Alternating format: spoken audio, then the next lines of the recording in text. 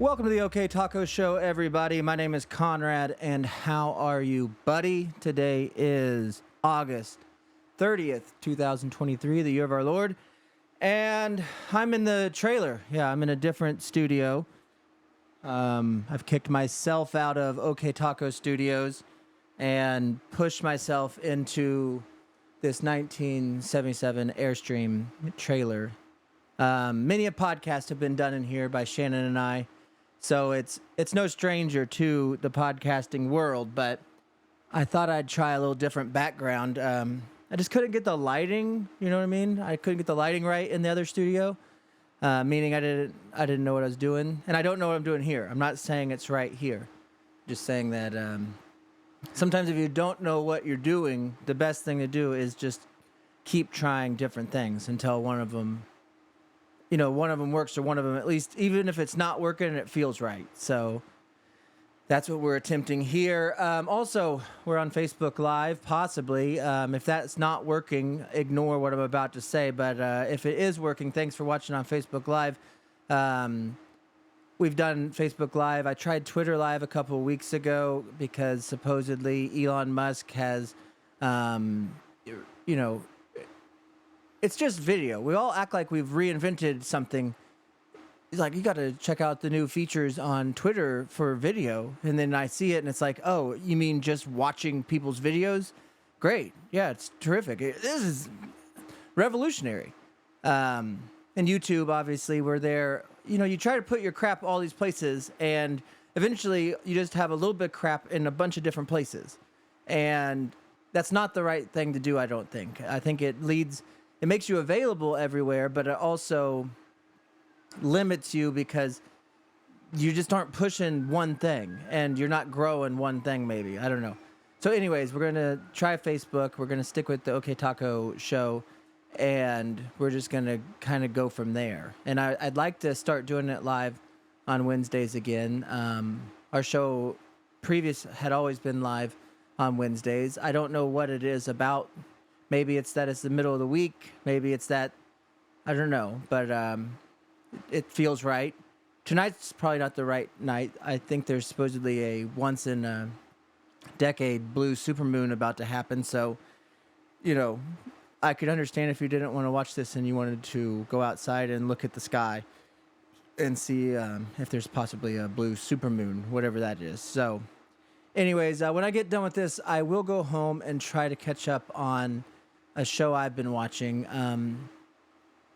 I have HBO Max, or whatever the newest HBO is. My wife and I put our money together and we figured out a few things that we could cut in order to afford it. So we started obviously with children's clothing, any kind of goodies for children. We cut any kind of expenses that we'd have that would enrich the lives of our children, and we selfishly purchased on a monthly basis HBO Max with ads, but still, it was a major purchase in our family. And with that subscription, we are able to watch all that HBO and its corporate overlords, all that they've purchased in the rights of media, and we have access to all of these things. So there's frickin' AMC shows. There's frickin' Chip and Joanne Gaines shows. HBO Max has everything. When you're talking about, do you want to watch a man do woodworking in the wilderness in Seattle, Washington, or something? They got it, So they don't pay me. HBO doesn't pay me. But if you guys are looking for a good streaming service, consider them. And if you have them, consider this.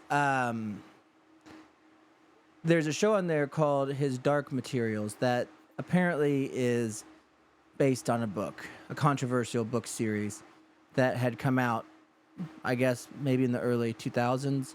My wife has read the series and enjoyed the book, but also was aware of the controversy that it brings. And what's so funny is I don't know if there's a controversy about the book or the series, or if what the book and the series talk about in it is just controversial to an establishment anyways, if that makes sense. It's like, because what this show is about is that there are different realms that humanity exists in, and some of those realms have you just have a different experience if you live within the realm. So like we would have the realm that we live in here in Davenport on Route 66 in a taco shop. That's my little realm, and most people fit in with that realm. But what this was saying is like simultaneously as that is going on, there's another realm where people have little pets that stand by them. They're little spirit animals that stay with them, and that represents their soul. And it's actually like in their real life, they have freaking Wolverines and crap that are running next to them, and so that's happening simultaneously. And then in addition to that, there's the realm of heaven. There's another world where it's still more medieval or whatever. I don't know what the right word. In the industrial or the early industrial age, so there was like a few gadgets and contraptions, but it wasn't modern.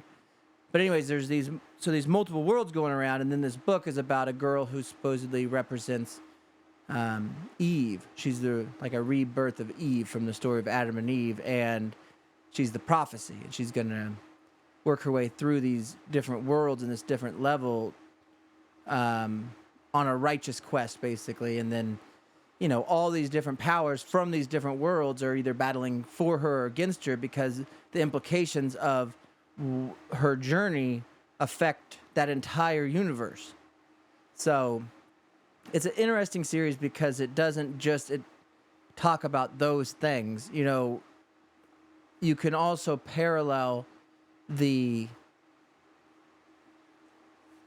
story with just a coming of age story, like a girl that's coming of age and finding her first love and all this other stuff, and escaping her childhood and turning into a woman. All that stuff is part of the story too. So it's like, is what they're showing actually happening in these worlds, or is it a representation of what happens to families and individuals when transition and change happens?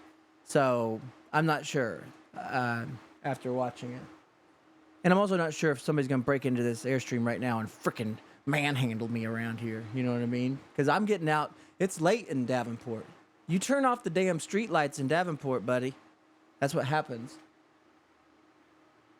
And I don't want to really dive into this too much, but where are we at? And it's off topic. Anyways, His Dark Materials is a good series. You guys consider it. What else are you watching? Freaking Yellowstone is over, okay? I think Clint Eastwood, recently there was a story that Clint Eastwood got into a bar fight with Kevin Costner. And they fought. It wasn't to the death, but it was to paralyzation, okay? And Kevin Costner, you guys know him as Mr. Dutton, he tried to think that because of Yellowstone, he could approach Clint Eastwood. Maybe you guys not remember Dirty Harry. Maybe you don't. Maybe you don't remember frickin' Harry, okay? So Kevin Costner got his ass whooped, and that's why Tim McGraw and Faith Hill had to, song and dance their way into 1883. And now I'm hearing rumor that, hey dude, Matthew McConaughey, hey dude, he's thinking about getting into that game. So the country, it's like, is Yellowstone just the new Marvel? Is it like as the age of people, in their mid to late 20s and then into their mid to late 30s, as they enjoyed the Marvel series and the 20-year odyssey that major motion pictures took us on throughout this frickin' comic book world and realm, has that transitioned now that these gentlemen are getting into their 40s and 50s? As now that we have to watch frickin' we got a renaissance of cowboy movies and Yellowstones. Okay, are we done? Listen, it don't matter how much you ride a horse, Kevin Costner. You is not a cowboy, okay? It don't matter if you have a ranch and you live 99% of your time in Wyoming, and the only time you shoot Yellowstone is one weekend out of the year. You shot Field of Dreams, Buster, so you's not a cowboy. And I think people are seeing through that. Maybe not. Maybe the popularity of those shows totally contradicts that assessment. I'll allow it. Anyways, Oh, what I was gonna say. Yeah, Dark Materials. What else you gonna watch? Yellowstone got there. Okay. I don't really want to do the thing where you. I'm not gonna try to. I'm legitimately asking a question. I'm not gonna try to diminish somebody's recreation. Okay. That's to me. That's insulting. I love it when people take this huge stance. Every asshole, To me, that's insulting, and I would never do that, okay? I would never say that. It's like, but Miranda, weren't you just saying, shut up. Shut your mouth. That's different. That's my brother. But what I will say is, how big's too big when it comes to RV life, okay? How big's too big? I think that it's far too long in this country, this beautiful country of ours, from sea to shining sea, like Winona Judd sang. You know, you sit around and you're watching the Super Bowl, and collectively, as a nation, we're all watching this event. We do that in unity. We're United States of America, and some people want to see that. They want to get out on the open road and they want to experience what all the United States has to offer. And I totally understand that vibe. I'm with you. In fact, at some point, once my children are rid of me and they've moved on to bigger and better things, which, I make sure to keep my life at a level where that's an easily achievable task. And so, by my kids moving into some sort of rehab, they've already probably improved their lot in life. But either way, once my kids move on, travel has always been on top of my mind to go see things. You get all these pictures of waterfalls in Utah and shit like that. Nobody's been to Utah. Talk to a fella about Utah someday, okay? Have somebody come to you and talk to you about Utah. It ain't gonna happen, okay? But Utah is beautiful. Mitt Romney's from Utah. That guy that acted in Big Love, that series took place in Utah. Sam Bradford, legendary Oklahoma quarterback, broke his shoulder against Utah State in the opening game of what would have been a Heisman repeating career and possibly a national championship. I mean, Utah's got some stuff, but nobody goes there, and I want to go there someday.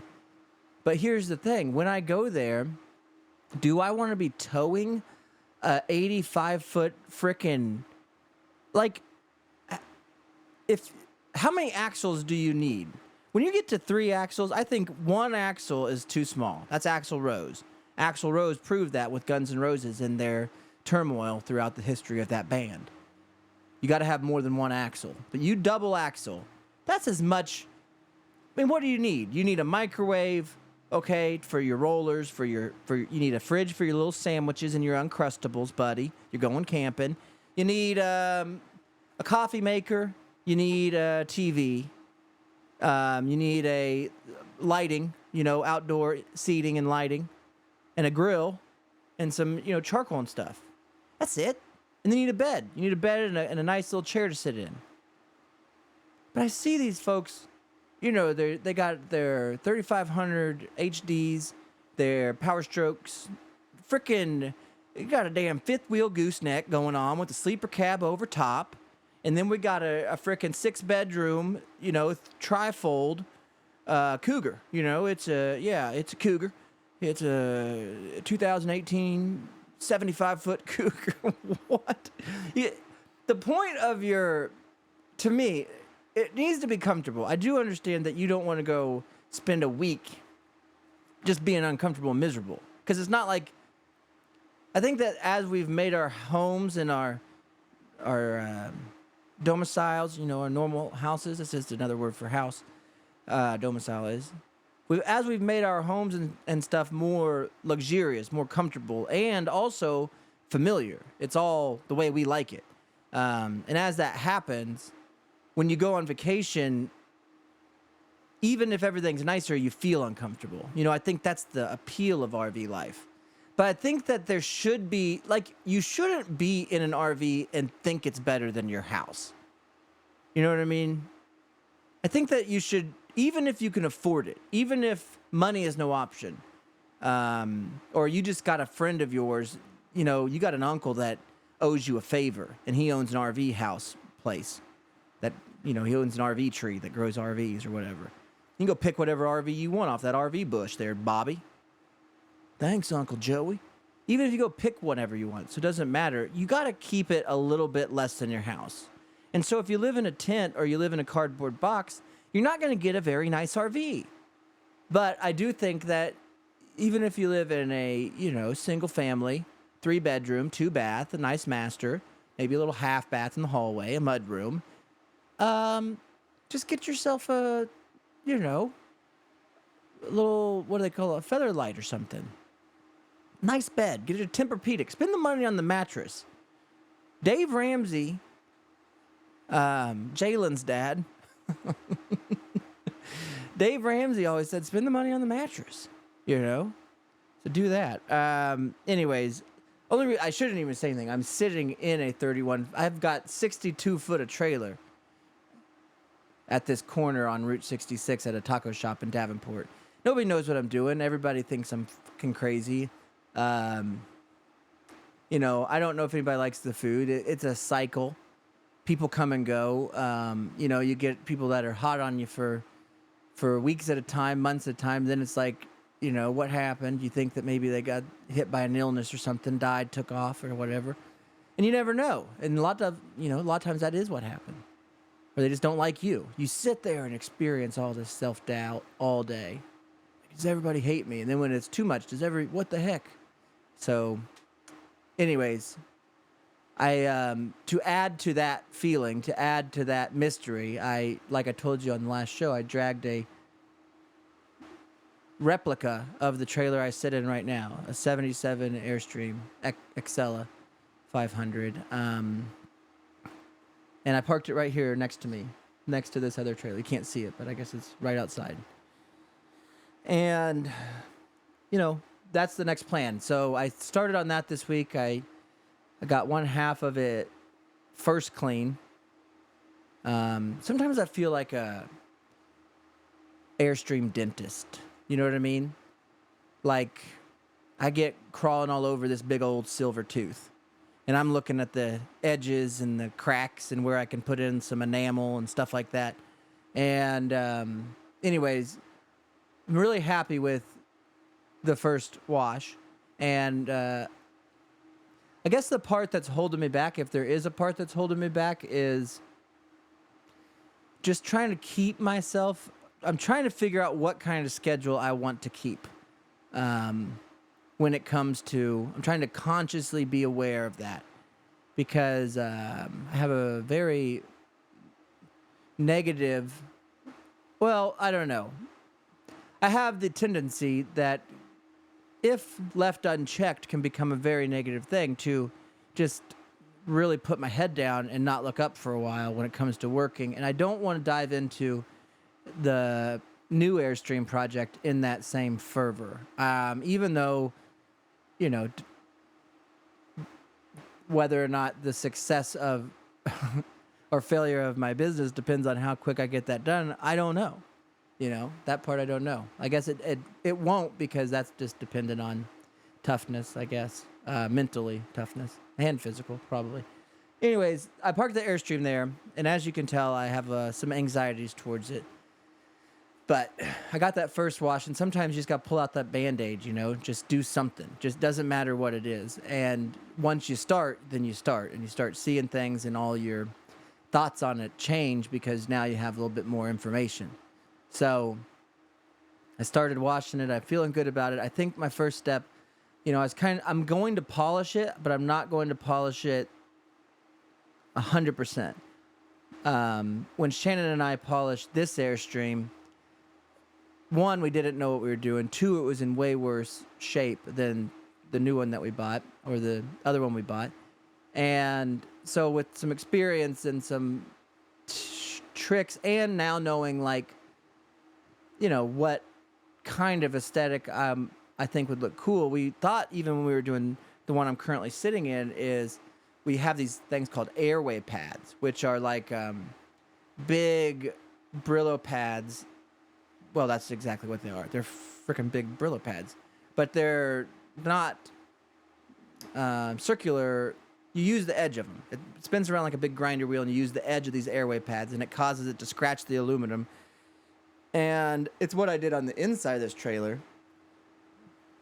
Once Shannon and I pulled off all the vinyl, so I think on this new trailer, I'm gonna go across the top and across the middle with that airway. So it'll kind of look like a dull, or a, what do they call that? An unfinished aluminum look, or not unfinished. They call it something, but and then polished on the sides up to it.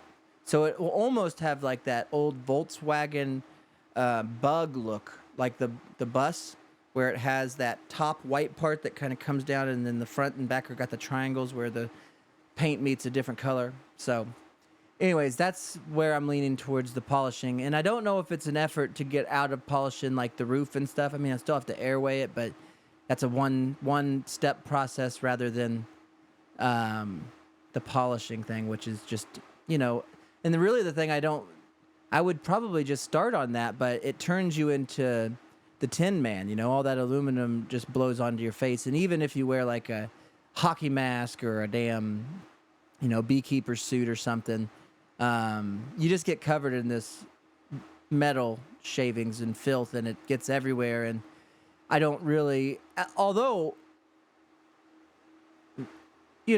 once I'm comfortable enough to where I guess I don't think people care how I look, I don't really care if I'm covered, on my face and arms. I'll wash my hands and put my gloves on and wash them and stuff. And then, I'd serve tacos covered completely in the Tin Man thing, but I just am afraid people would be like off put by it that don't know me. So that's kind of what's keeping me back from it, but I got to get started, and I'm trying to think of how I want to do it. How do I don't know if you guys do this where,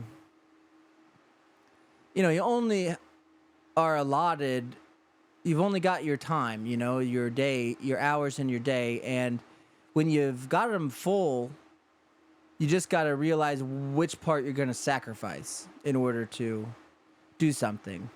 And so are you going to sacrifice your evening one night to do your podcast because you don't like doing it during like normal business hours? Because when people walk in, you want to be able to serve them and you want to be in front of them. Like, that's what I feel like with this podcast. So I have to figure out what night of the week I want to do this consistently, and then just do it on that night at the same time. And I think that's what I want to do, is do it on Wednesday nights after work. So around 8:00. It's more that if anything can be comfortable and familiar, at least I can replicate that. All the other guys are gone. And so that moving forward without them and trying to figure out what to do without them sucks in a lot of ways, but it's also something I just got to do. So if I can keep familiar things with my schedule as I'm trying to schedule these, that's what I'm going to do.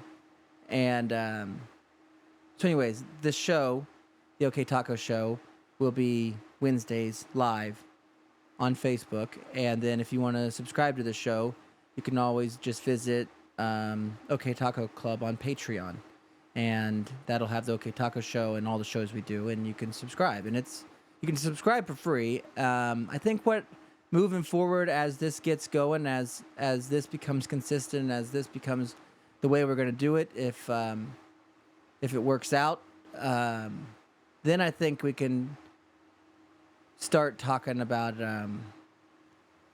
what the club is actually going to start meaning. Meaning, like, I think I'm going to do the videos live, and it's free for everyone, but maybe put the paywall, if there is a paywall, behind a certain number of episodes in the past to entice somebody to want to support what, my family's trying to do here in Davenport with this podcast / taco shop venture.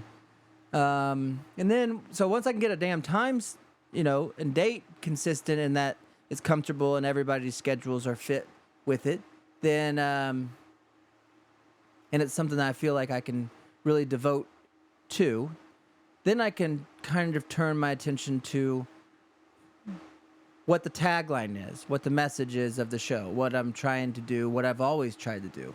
And it is just a journal. It is just talking about what's going on in my life, the projects that we have going on, and whoever I'm around and whatever's going on. That's why oftentimes whoever's with me, I'll do a show with. I'm curious. I'm curious on anything that they have to say, but if they have nothing to say, then I'm curious on what they'd say about things that I have to say.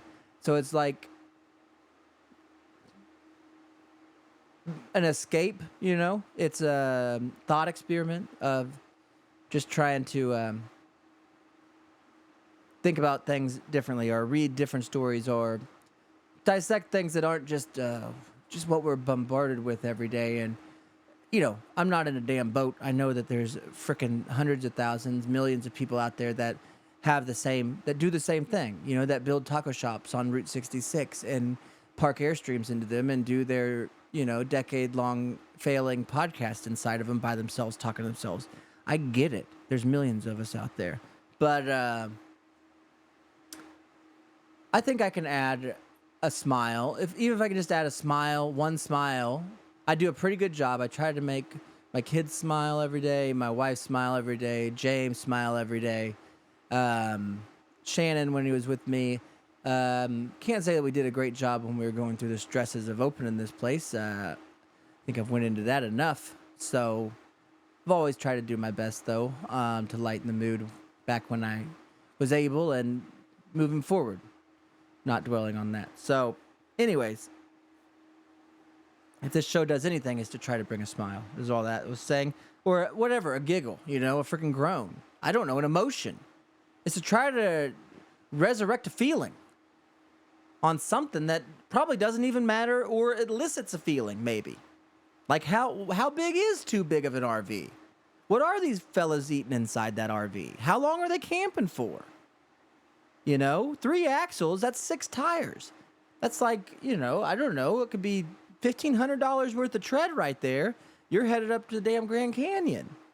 To do what, buddy? Because if you're in that RV, $100,000 unit, you're probably going to be sitting in there watching damn Jenny Jones reruns, and you're not going to enjoy a lick of that view.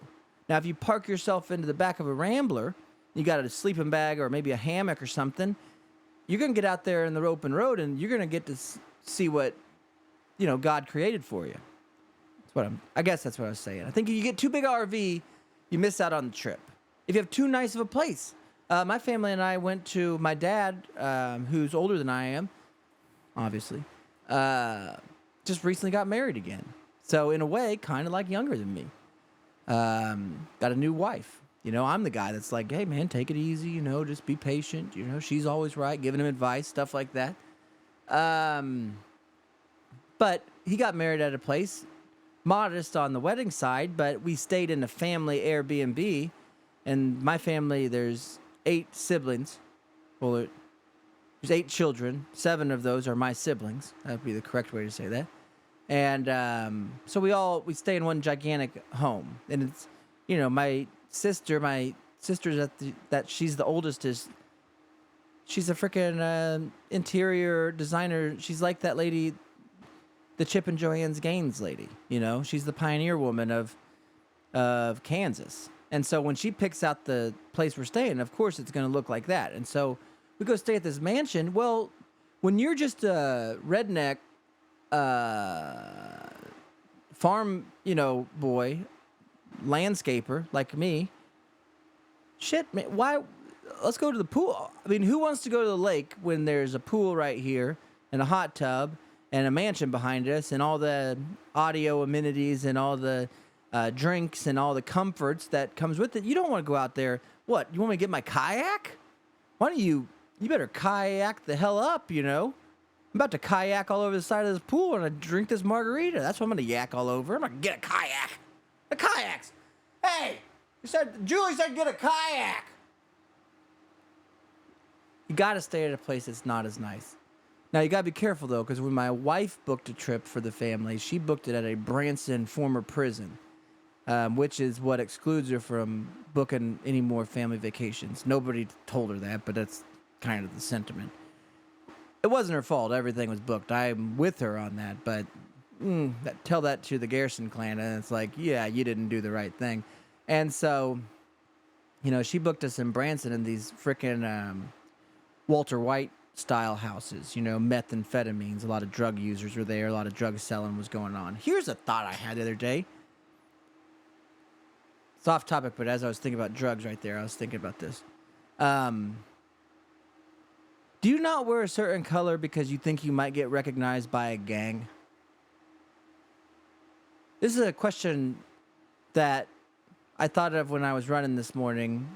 Every morning I get up and, I don't feel like running, so I go run. And on this particular morning, I was thinking about how I typically wear a red shirt. And I remember in my youth, when we used to go into Wichita, I would get scared. Not scared. Scared is not the right word. I had been warned that there was gang activity in Wichita by friends of mine who thought that they were gang members or who were gang members. I guess I never asked for identification from either of my gang-affiliated friends. I just took their word for it, which is, looking back, probably not the right thing to do. But anyways, they had told me about Crips and Bloods. They'd showed me their hand signals. They'd showed me all their secret handshakes. And apart from that, they told me that Kryptonite crew wears blue. Bloodline crew wears red. And so for the longest time, I mean, far into adulthood, I would, if I knew I was going into an area that had the potential to possibly have gang affiliation, I would be sure to wear gray. And I think I still actually do that. And I don't actually now know if that's a dumb thing or a really smart thing to do. But just in case there's any confusion but as I was running this morning, that's what I was thinking. I was like, do you think if I was wearing red back then, either Kryptonites, Crips, or Bloods would think I was part of the gang? I tried to picture 17-year-old Conrad gallivanting around downtown Wichita in a red and some red hot pants and a red shirt, everything I used to wear when I was 17. And now I tried to picture myself running around Wichita in a red, and would there be in my mind, it's a Pontiac Bonneville. Would a Pontiac Bonneville pull up to me and see me and be like, definitely part of Blood Gang? Let's get him. Let's jump him. Because I think that's what they did back. When I was learning about gangs, they were jumping people. You'd just be out getting coffee. You get jumped. So you better not be wearing blue. Are you wearing blue? Are you going to Starbucks in Wichita? Are you wearing blue? I heard there's a lot of Bloods there. That was legitimate conversations that happened to me. And so, anyways, I was running this morning and I thought about it because I had a red shirt on. I was like, I wonder if anybody thinks I'm a Blood. And I don't know what I would be. I don't know what their codes are or their ethics. But I do think it would be ridiculous of me to just sit here and say I'd never be a part of either one. I've never even heard them out on their mission or what they offer as a brotherhood. I understand the problems that I'm walking into when I join Crips, okay? I get it. That there's been, in the past, activity that a lot of people probably wouldn't be proud of, okay? But I would like to hear it out, because you never know what happens, dude. You get that George Orwell, that 1984, that, what is that? Mad Max kind of movie thing, Waterworld stuff. You might have to crip up. You might have to blood up. I have more red than I do blue. Well, yeah, probably. In total, as a family, for sure, more red. So, anyways, that was the kind of house. That's a long way of saying my wife booked us in a drug-related area of Branson. It's kind of like where, you know how when you go watch Dolly World and you see all the song and dance people that are on stage doing the river dance, and but even you see them and they're all made up, but then behind them there's all the people that are holding all the ropes, the stage hands, and the people that aren't on stage but kind of there. They live over in what I call Drugville in Branson. Because you might be wondering, how does Dolly Parton pull a spectacle like this off? Easy. She finds people who are addicted to drugs, and she makes sure that there's drugs available in the area. She pays them just enough to keep them hooked, and she uses them as her curtain people and her lighting people. It's in the theater. It's frickin' theater secret, okay? But that's what it is. Anyways. You can't have too nice of an RV. Or you can have too nice of an RV. That was the whole point. Sorry. 6 tires is just, that's too many. I also wanted to talk about Mississippi a little bit on today's show, guys. I don't know much about the state. I've learned everything I know about Mississippi. It's up until the past 2 weeks, everything I knew about Mississippi was, number one, how to spell it. I learned that children's rhyme when I was very young, and I'm not proud. I'm not bragging about it. I'm just like, when I was younger, though, I bragged just shit about Mississippi. I mean, when I was younger, a teacher might say, does anybody know how to spell Mississippi? And boom, my hand would shoot the heck up. I knew that one. So, I still do. It stuck with me. But that's it. I knew how to spell it, and I knew that Brett Favre played for Southern Miss. Brett Favre is a quarterback. He was then drafted by the Atlanta Falcons, where he sat behind, I think, like a Trent Dilfer, some frickin' eunuch. And then moved his way up to Green Bay, where he was coached by, not Andy Reid. There's another, Mike McCarthy possibly was his coach the whole time. And won a couple Super Bowls, maybe went to 3. Played against horseface John Elway. No offense to people who like John Elway or watching him eat corn. I'm fans of both. But anyways, hated Brett Favre for a long time, so I hated Mississippi. But then Brett Favre did something that I really liked, which is he said, I still want to play football. And the organization said, but you're old as crap, Brett Favre, and you're made of gray bones, and nobody cares that you want to play. We want to win, and you're too damn old, and you throw interceptions, and you stink. And Brett Favre said, all right, then, see you later. And he wanted to go play for the Vikings. But the Vikings were an interdivisional rival. So they traded him to the New York Jets, where he played an entire season for the damn Jets. And then what happens? Goes to the Vikings. Should have went to the Super Bowl if it wasn't for that cheater down in New Orleans. Now, I know that my new mother-in-law won't like that train of thought, but it's true. So anyways, once he played for the Vikings, and I had my team now, the Vikings. Brett Favre was my quarterback. He played for the love of the game, it felt like. And then he was done, finally. He figured out how to quit, and he finally did. And I knew Mississippi in my heart was fine. Mississippi was safe again. Brett Favre was coming home. And so at that moment when Brett Favre retired, in my mind, Mississippi also retired as a state and as people from there. Well, recently it was brought back to my attention that it still existed. One of my younger sisters is smitten by a Mississippian. And they're very dangerous breed. You got to be careful when you get smitten by a Mississippian. But she's damn smitten. And so they're making plans. When you get to that, you're making plans is what's happening. And they're talking about all kinds of stuff, quitting jobs, moving in together, doing all this stuff. And all the while, when I'm overhearing this or in the room as it's going on, I'm thinking, what the heck's going on in Mississippi and what's going on with Brett Favre? You know, last I heard, he got in trouble for building a volleyball gym with some stolen speech money. That sounds like Mississippi. That sounds like Brett. I thought everything was fine. All of a sudden, though, this little fellow walks into my life, you know, arm in arm with one of our little family treasures. And I got to find out what's up with Mississippi. So I do all the intel I can.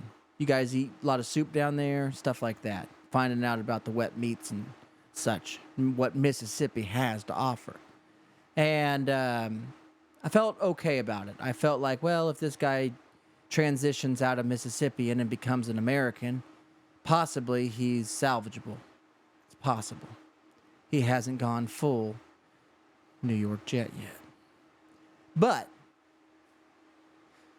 because I met a Mississippian and because I exchanged communication with a Mississippian, Facebook sent me a video of a news story that come out of Mississippi just recently of a man hitting another man with a shovel.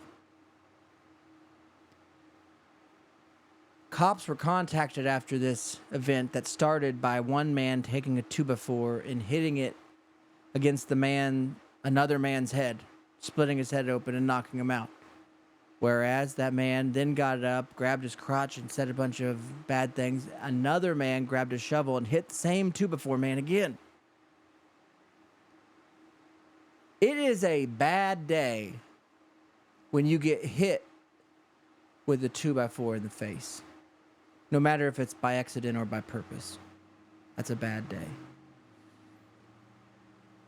But to prove the laws of attraction and that something was bound to hit you in your dumb head that day, a shovel reinforced the idea. So this fellow laid on the ground, and I'm hoping he's okay. Judging by the looks of it, it didn't seem like he'd be recovering for any kind of beauty pageant anytime soon. But anyways,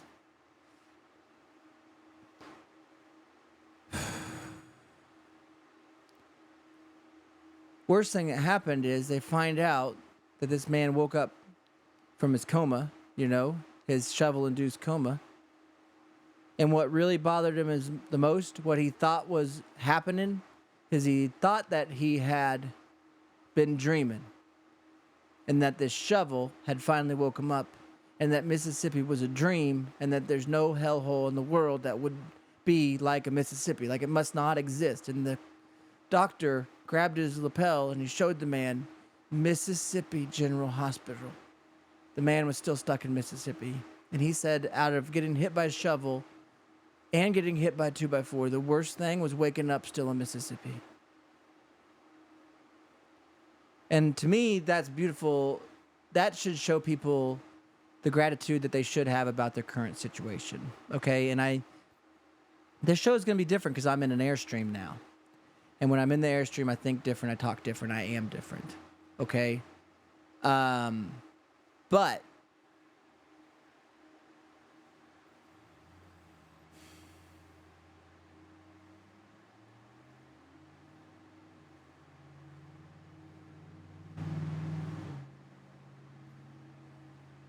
one thing I know is if you think you got it bad, just remember somebody lives in Mississippi. Whatever you're doing now, you could be doing in Mississippi. Maybe you're garbage men. Imagine doing that in Mississippi. Whatever it is, that's what I'm saying. And then just be grateful. It's exercise in gratitude, everybody. So just take a moment and try to be thankful for the things you got, and most importantly, where you is and where you is not. You know what I'm saying. So, I did have some good news, I think. I did want to bring good news. That's one of the things I want to do as I start doing Airstream shows, is sometimes it seems like there's only bad news. Right? Well, that's not true. But the problem is, like, I read these stories. It comes to a procedural thing. Do I want to read the story to you guys, or do I just want to, what is that called? Paraphrase the story. I'm not sure yet.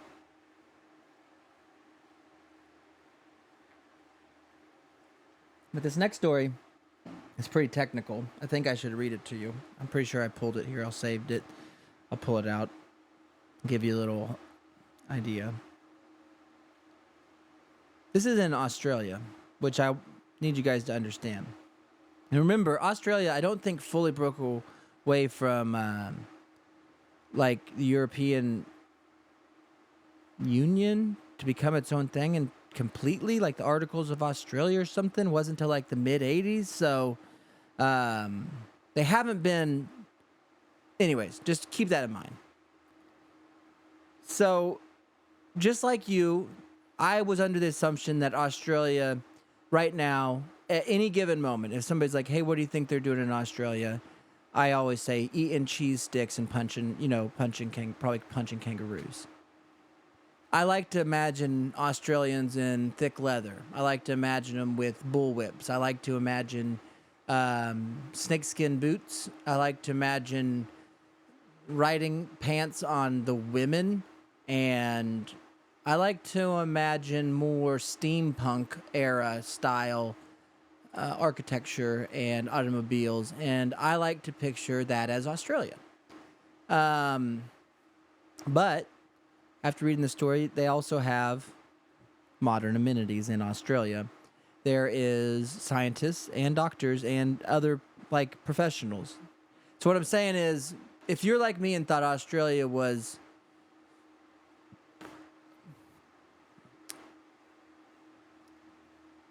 you know, it's not. It's a lot like here.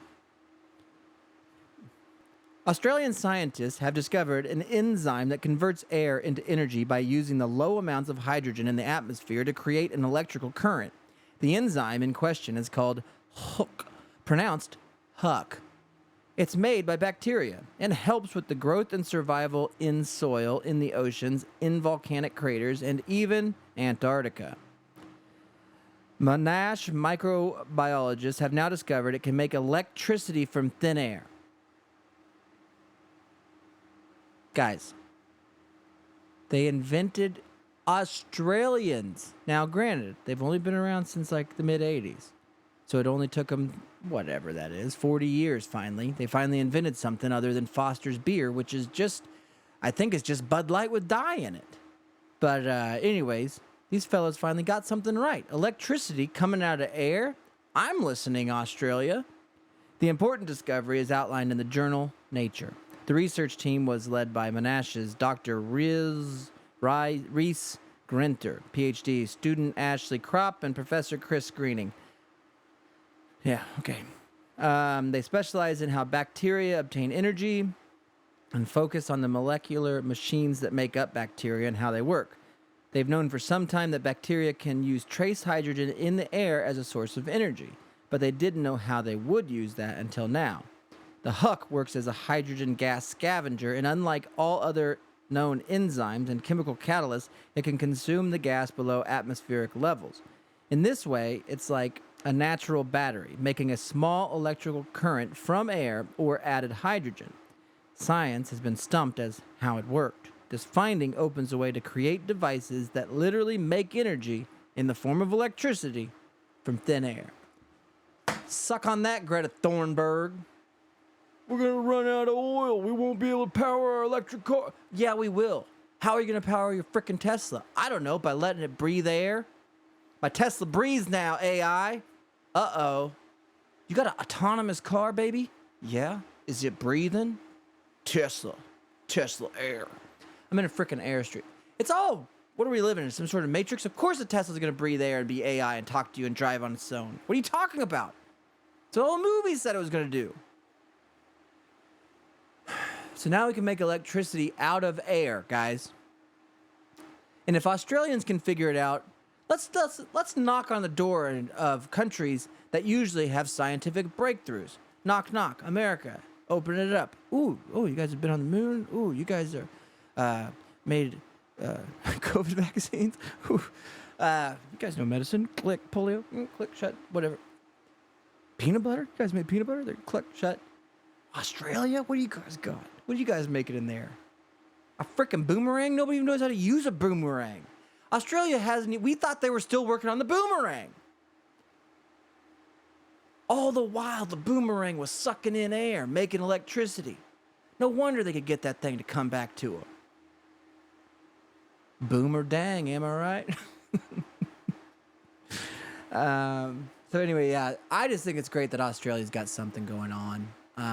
Good for them. I thought they, during 2021, from what it looked like, they're just arresting everybody that's in Australia trying to do something. If you're outside in Australia in 2021, taking your mask off, and people are like, what are you doing? I'm making batteries, baby!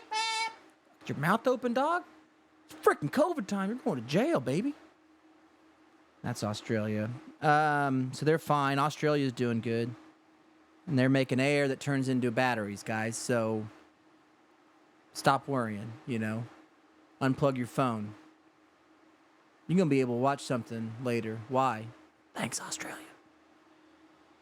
Also, dude. I had a story that I'll just there's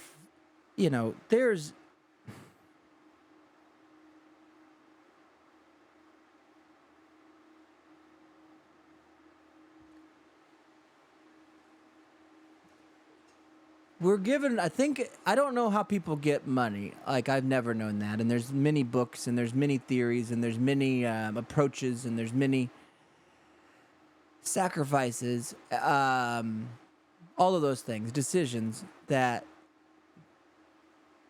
can put you on the right trajectory towards a greater possibility of maybe obtaining some sort of financial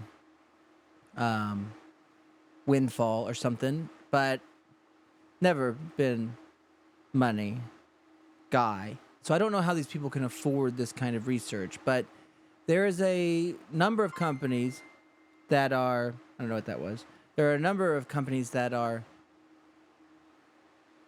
currently trying to, it's kind of like the Beyond Meat people that made the burgers and crap that Burger King tried to sell. Remember when Burger King tried to tell you that you can come buy a hamburger that wasn't really a hamburger? And everybody's like, oh, what is it? But it bleeds?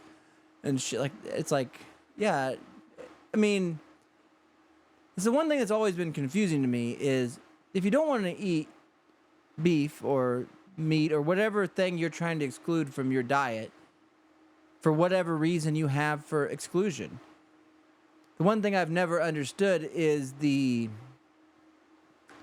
overwhelming urge for those people to then want to be able to fit in with the crowd that does eat that product. You know what I mean? Like, if you're going to be somebody that doesn't eat hamburgers, then who gives then don't eat a hamburger. I mean, why does the company need to make a non-hamburgered hamburger for you to feel like you can, like, are you wanting to hold the wrapper, Lil Wayne, or you want to hold the wrapper to make it look like you're eating an actual hamburger? We all see the wrapper says that it's Beyond Meat. We know that you're just eating a plant-based thing right now, and it's not real blood. We know it's beet juice or something. It's like chemical blood.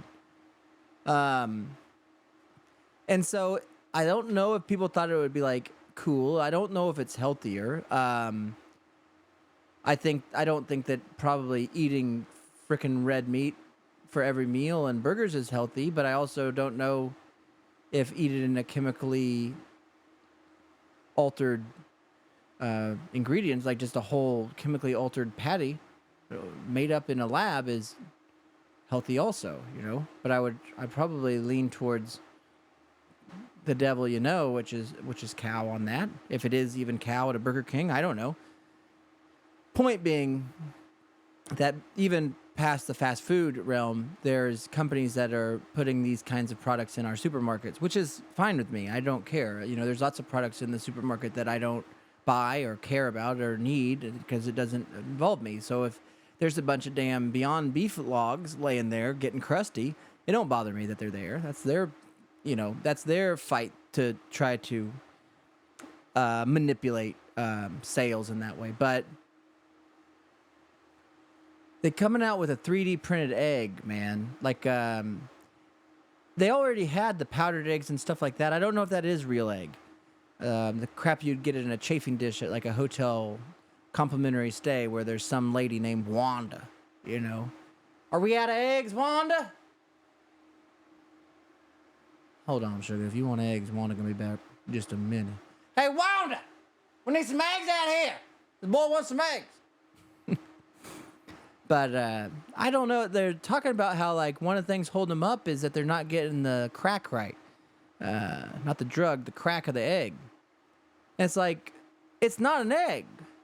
Stop trying to trick. Like, who is this to fool? Like, is it to fool people who want to start eating vegetarian? Is it like a candied cigarette? Is it a placebo trick on the brain? Like, how about this? If you don't want to eat a damn egg, then don't eat an egg. Just go eat a freaking piece of toast, or go suck on a Coke or whatever. There's already every alternative to not eating an egg. Like, you don't have to, if there was only eggs and beef available, then I would understand making veggie options of eggs and beef. But because we have something called vegetables, we shouldn't have to make vegetables look like beef or eggs. They don't. They aren't. You don't like beef or eggs, so just eat the vegetables. But we'll all look stupid eating a zucchini as you're eating an omelet. You're goddamn right you're going to look stupid eating a zucchini for breakfast. Nobody eats a zucchini at 7 a.m., stupid. You know? Now put your damn robe on, Father John. Let's get out there and eat. Frickin' vegetarian.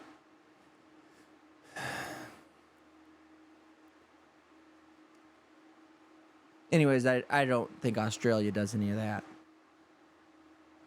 But here's something I want to leave you guys with before I get out of here today. And it's something, again, I didn't know. Like, I didn't know much about the state of Mississippi.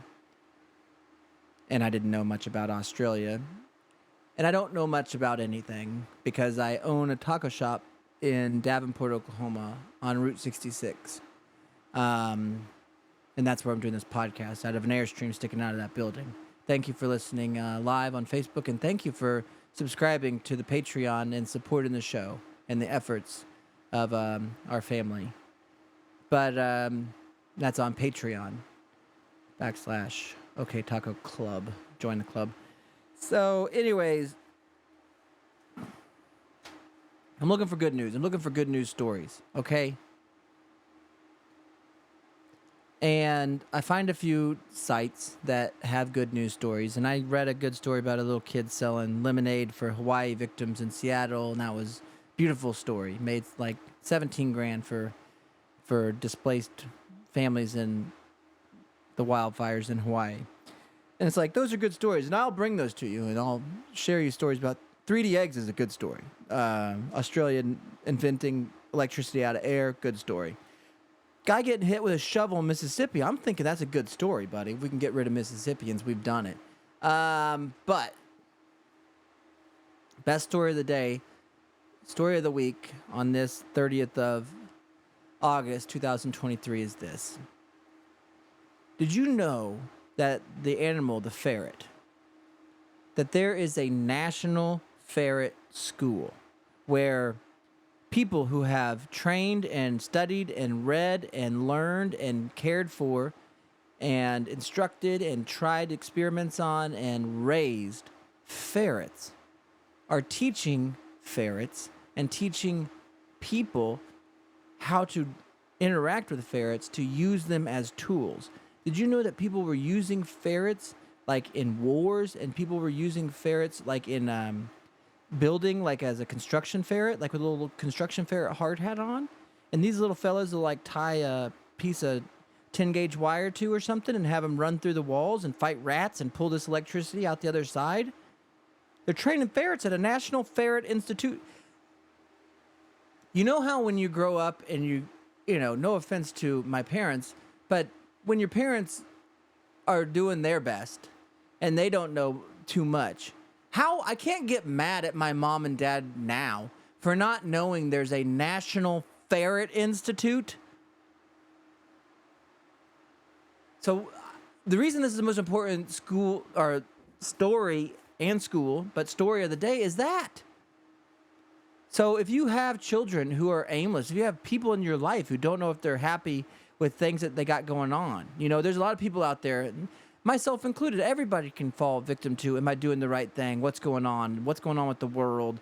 All these things are happening, you know, is this going to work out? I don't know. Should I have done that? Is this the right thing to do? Blah, blah, blah. All everyone is saying is the same thing over and over. And the person they're saying that to, they should turn around and they should let them finish. And they said, man, it sounds like got a lot going on. It's unbelievable. And I'm praying for you and I hope you get through it. But did you know there is a National Ferret Institute? It's in the UK. That means United Kingdom. Anyways, if you go over there, you can raise or learn to be around trained ferrets.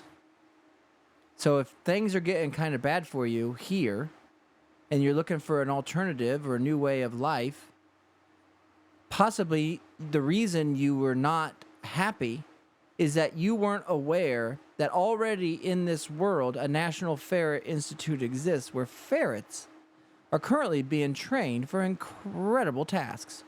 So if you get down or sad or something or feel like there's no hope, just think about that. UK is a beautiful country. I mean, it's no America. That's why we left, but it's got its good stuff, I hear. It's grass and Paul McCartney. So think about it.